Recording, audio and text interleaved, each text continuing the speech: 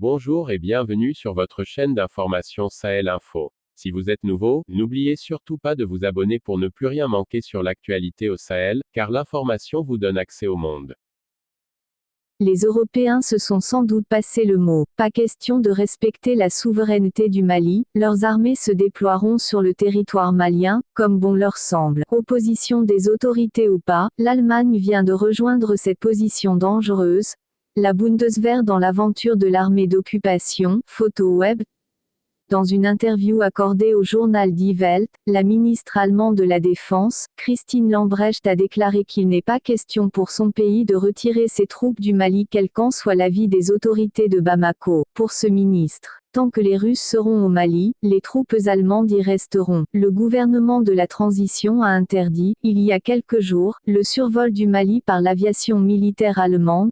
Nous ne reculerons pas, nous ne faciliterons pas la tâche des Russes, a argué la ministre Lambrecht. Le droit international est ainsi froissé et jeté à la poubelle et c'est désormais le droit de la jungle, la loi du plus fort. La présidence française du Conseil de l'Union européenne promet.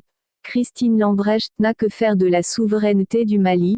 C'est désormais très clair, les troupes des pays de l'Union européenne que conduit la France ne sont pas au Mali pour une quelconque lutte contre les terroristes comme proclamé, mais beaucoup plus pour des motifs bassement géopolitiques, préserver leur zone de domination et le leitmotiv, ainsi, le jeu de puissance qui les oppose à la Russie et globalement aux puissances émergentes comme la Chine, la Turquie, l'Iran et autres s'est déporté au Mali.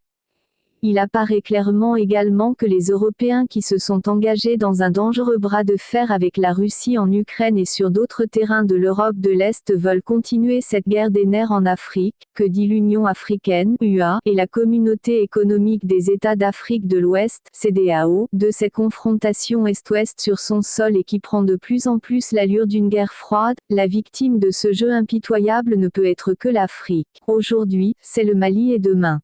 Un autre front s'ouvre contre les pour autorités de transition. C'était tout pour cette tranche d'information. Nous espérons avoir pu au mieux vous informer, alors n'oubliez surtout pas de vous abonner pour ne plus rien manquer sur l'actualité africaine et internationale.